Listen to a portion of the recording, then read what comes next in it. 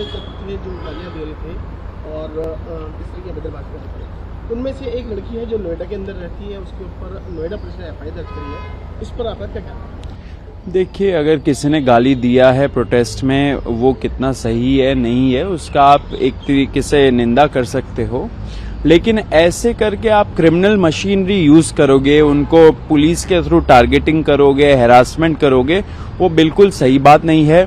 इस देश में गाली देना कब से क्रिमिनल ऑफेंस बन चुका है, मतलब कि रोज चलते फिरते लोग यहाँ पे गाली देते हैं। आपने बीजेपी एमपीज जो 50% लोकसभा में एमपीज बैठे हुए, उनके खिलाफ तो क्रिमिनल चार्जेस है एंड बहुत ही हीनस क्रिमिनल चार्जेस है, रेप, मर्डर, डेकॉइटी, ये सब चीजों का। तो उसपे तो आप कुछ नहीं कर रहे हो। किसी ने एक दो गाली बक दी, उस पे अगर आप ऐसे करके उनको टारगेट करोगे, आप कुछ नहीं करना चाह रहे हो, आप एक टारगेट करके उनका एग्जाम्पल बनाना चाह रहे हो, ये एकदम ही कंडेमेबल चीज है। मेरा फिर से अपील है सरकार से एंड उनके जो पुलिस मशीनरी है उनसे कि आप युवाओं को हैरास करना बंद करिए, युवाओं को इस तरीके से टारगेट करना बंद करिए एंड ये जो लड़की है उसको भी आप अकेले छोड़ दीजिए। ऐसे पुलिस का दुरुपयोग करना इन सारे ऐसे मामलों में ये बिल्कुल ही एक्सेप्टेबल नहीं है किसी के लिए भी। सौरभ जी, जो अगर इसमें मैं ये भी ऐड करना चाहता हूँ कि अगर किसी को बुरा लग रहा है एंड अगर उन्होंने कुछ बोला है प्रधानमंत्री के खिलाफ, तो प्रधानमंत्री जी के पास एक ऑप्शन है डेफेमेशन फाइल करने का, तो वो डेफेमेशन फाइल कर दीजिए। लेकिन आप पुलिस के थ्रू टारगेटिंग करा रहे हो, वो बहुत गलत बात है। युवाओं को आप टारगेट मत करिए, हैरास मत करिए, हमें एक्सेप्टेबल नहीं है। सुप्रीम कोर्ट के आदेश के बाद दिल्ली पुलिस ने अब सभी जो एफआईआर केस जो कार्रवाई है वो चलाने के लिए मना किया है। जी देखिए जो कल दिल्ली गवर्नमेंट का नोटिफिकेशन निकला वो एक पॉजिटिव डेवलपमेंट है। बहुत स्ट्रगल के बाद हम लोग जीते, सारे युवाओं की जीत हुई है।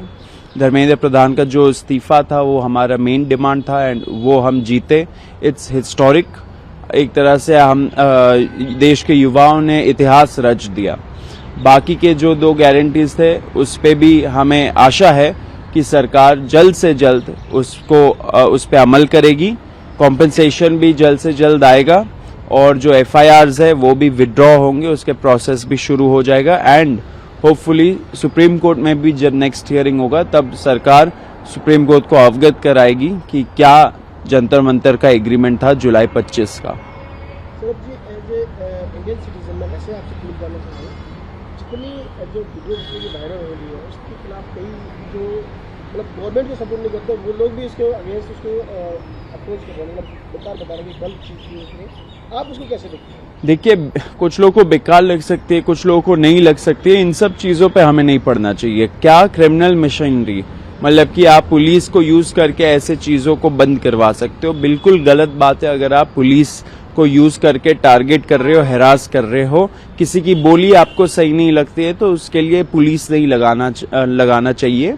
अगर किसी को दुख पहुंच रहा है तो वो अपने आप पर्सनली डेफेमेशन केस फाइल करे। प्राइम मिनिस्टर को अगर बुरा लग रहा है ऐसे लैंग्वेज से तो प्राइम मिनिस्टर पर्सनली एक डेफेमेशन केस फाइल कर सकते हैं, लेकिन पुलिस मशीनरी का इसमें कोई रोल नहीं है। पुलिस अगर यूज किया जा रहा है तो इसे यूज किया जा रहा है क्योंकि वो टारगेट करना चाहते हैं युवाओं को एंड इस लड़की के थ्रू एक एग्जाम्पल भेजना चाहते हैं, एग्जाम्पल सेट करना चाहते हैं। ये बहुत ही कंडेमेबल है, निंदनीय चीज है, हम इसका खंडन करते हैं। पुलिस और क्रिमिनल मशीनरी का इसमें कोई रोल नहीं है, कोर्ट्स को प्रोटेक्ट करना चाहिए ऐसी लड़की को। Sir, CJP protest fall out, Noida women booked over objectionable remarks against PM Narendra Modi, what you say about this sir? See, the government of India assured the nation on July 25 that they would not pursue any further FIRs against any protester for whatever be the case. Now we are hearing reports of 0 FIR coming. It is absolutely wrong if profanity does not require criminal machinery to be activated in this manner. What the government is trying to do is to set an example through that girl and target her, harass her for what? For words that they did not like. Now you and I may not like the words that she used, or some people might like the words that she used. but for words that are uttered, you cannot use the criminal machine, you cannot use the police to target. It sends a very wrong message. Please stop harassing our youth, please stop targeting our youth.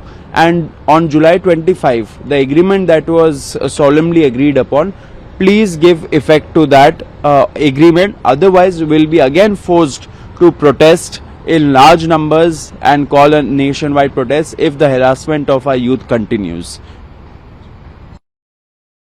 आपसे सवाल कर रही हैं, आप पूछना चाहते हैं कि आप उनके बारे में क्या कहना चाहते हैं जिनको चोट लगी है? जिनको चोट लगी है, गलत बात है, उनको ट्रीटमेंट मिलना चाहिए, सरकार को भी उनको फ्री का ट्रीटमेंट देना चाहिए. एंड वायलेंस का कहीं जगह नहीं है किसी भी प्रोटेस्ट में, हमारे आंदोलन में भी नहीं है.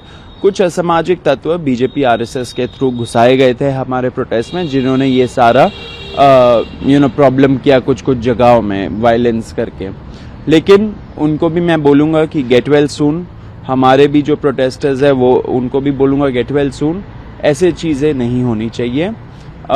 सरकार को मुआवजा देना चाहिए ऐसे सारे प्रोटेस्टर्स को एंड ऐसे सारे पुलिस कर्मियों जो घायल हुए इनके वजह से. कल पार्लियामेंट से जो बिल पास हुआ है एजुकेशन बिल, जिसके लिए काफी उसके लिए मैं अलग से बोलूंगा.